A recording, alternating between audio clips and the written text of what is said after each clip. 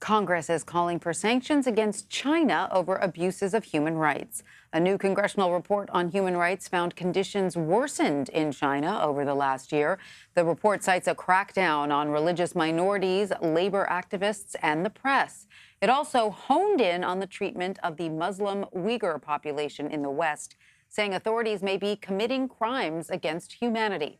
This follows a report from the New York Times, which found China's Communist Party is pushing Muslim minorities in Xinjiang to supply factories with cheap labor. Currently, about half of Xinjiang's population is made up of minorities.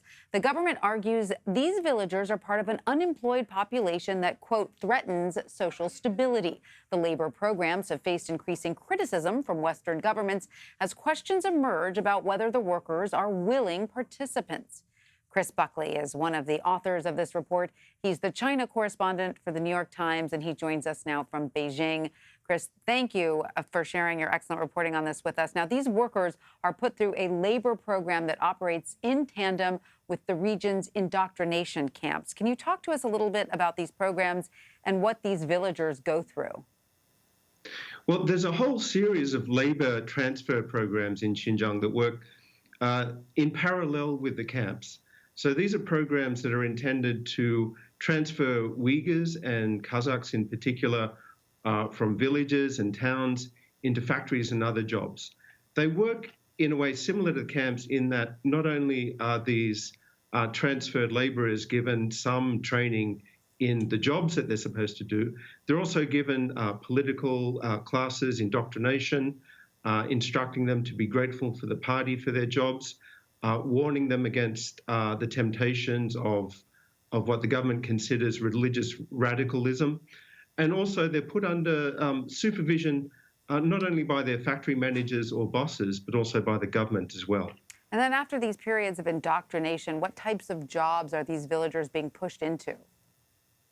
It's a whole variety of jobs. There's quite a large number who are now being transferred into factories that make textiles and garments in particular.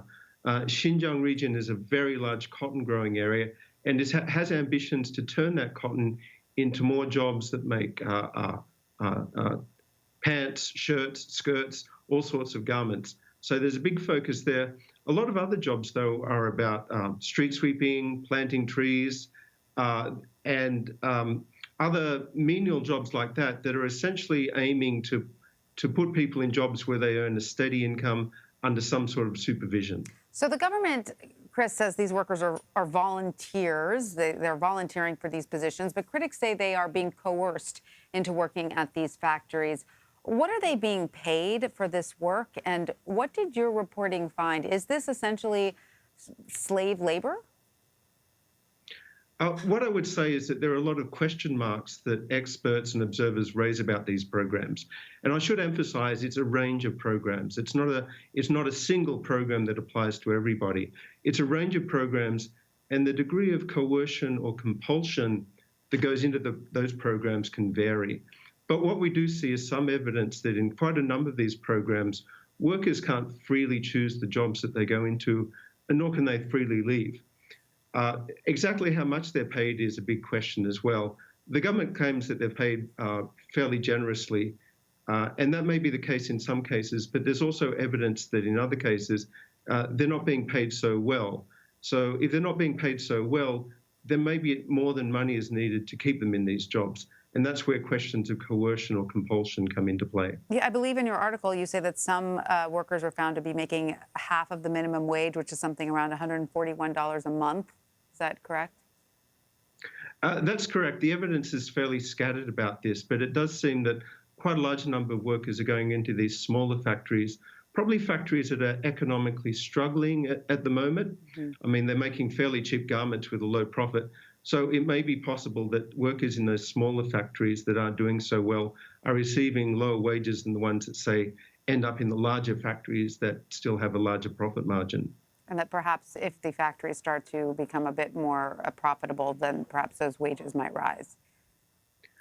Well, part of what is going on here is that China's leader, Xi Jinping, has set a goal for this year of eradicating poverty across China, including Xinjiang. So one element driving these programs is the government's desire to show that it's producing results. And that means that a lot of people are being pushed or induced in these jobs in order to meet those poverty eradication targets. But the question then is, do these people really want to go to these jobs? Right. So Chris, these concerns of forced labor or perhaps forced labor in Xinjiang are now reaching international audiences. And so can you tell us what impact this is having on global retail and which recognizable large U.S. retailers are now being asked questions about complicity and how are they responding? Well, the concerns of international retailers and global brands began, especially last year, when evidence began to emerge that inmates from the indoctrination camps in Xinjiang were being sent to factories on a large scale. And there was some evidence that those factories are producing garments, clothes, and other goods for exports. Now, the question now is, what are global brands, what are consumers, what are governments going to do about these labor programs that also raise questions about compulsion?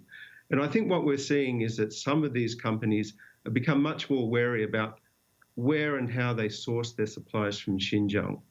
That includes big international brands such as Uniqlo, Muji, the Japanese retailer. And we also had some evidence that companies like Walmart, for example, were sourcing some goods from factories that use workers from these programs. Now, the question then is, what evidence is that the workers in those particular factories, for example, were compelled or were under some sort of pressure to go to those jobs?